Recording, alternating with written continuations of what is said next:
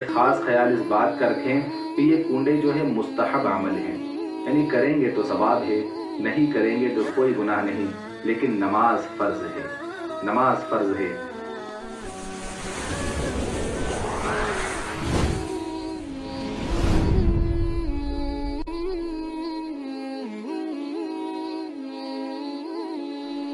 बिस्मिल्लाहिर्रहमानिर्रहीम। अस्सलामु अलैकुम नाज़रीन, उम्मीद है कि आप खैरियत से होंगे। नाज़रीन, ये माह रजबुल मुरज्जब है और इस महीने में अहले सुन्नत वल जमाअत के मानने वाले अल्हम्दुलिल्लाह 22 रजबुल मुरज्जब को हज़रत इमाम जाफ़र सादिक रदी अल्लाह ताला अन्हु के नाम से कुंडों की नियाज़ दिलाते हैं।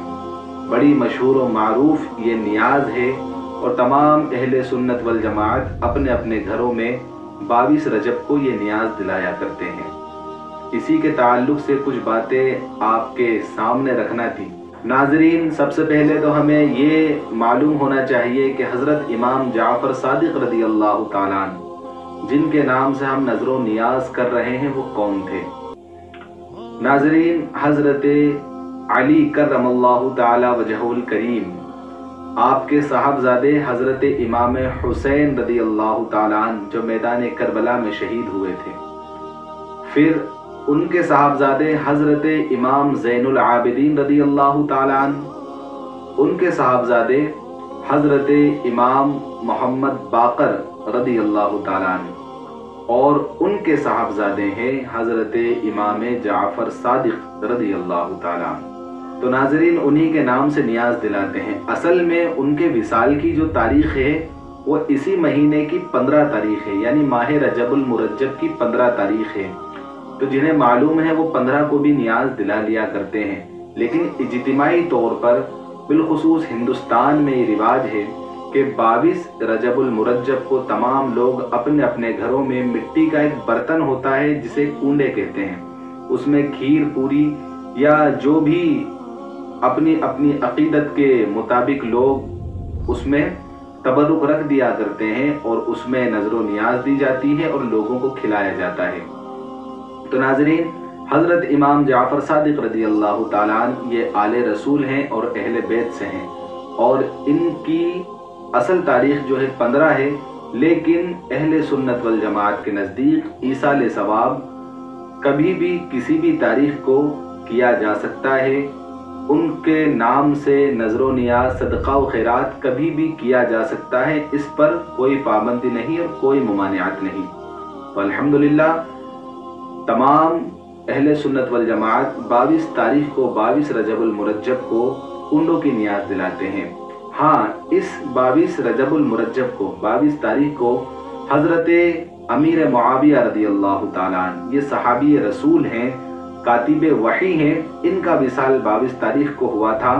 तो इजाफ़ा ये भी कर लिया करें कि जब 22 तारीख़ को आप कुंडों की नियाज़ हज़रत इमाम जाफ़र सादिक रदी अल्लाह ताला अन्हु के नाम से दिलाएं, तो वहीं साथ साथ जिससे भी नियाज़ दिलाएं या ख़ुद दें तो हज़रत अमीर मुआविया जो सहाबी रसूल हैं उनका भी नाम नियाज़ के अंदर लें, फ़ातिहा के अंदर लें और दोनों के नामों से आप अपने लिए, अपनी नस्लों के लिए दुआएं करें। इंशाअल्लाहुल अज़ीज़ अल्लाह तबारक व तआला सहाबी रसूल सल्लल्लाहु अलैहि वसल्लम और आले रसूल सल्लल्लाहु अलैहि वसल्लम इन दोनों शख्सियतों के नामों की बरकत से, इनके नाम से जो हम नज़र नियाज़ करते हैं उसकी बरकत से अल्लाह तबारक व तआला आपकी तमाम जायज़ दुआओं को इंशाअल्लाह कबूल अता फरमाएगा।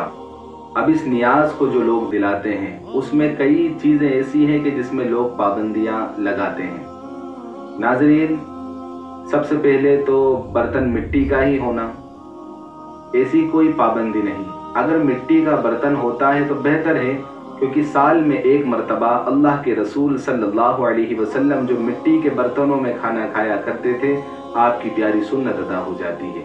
लेकिन अगर कोई शख्स मिट्टी के बर्तन नहीं रखता, कांच के बर्तन रख देता है, स्टील के बर्तन रख देता है या जैसे बर्तन उसके पास हैं उसमें वो तबरुक रखता है, तो बिला शुबा बग़ैर किसी कराहत के उसकी नियाज़ हो जाएगी।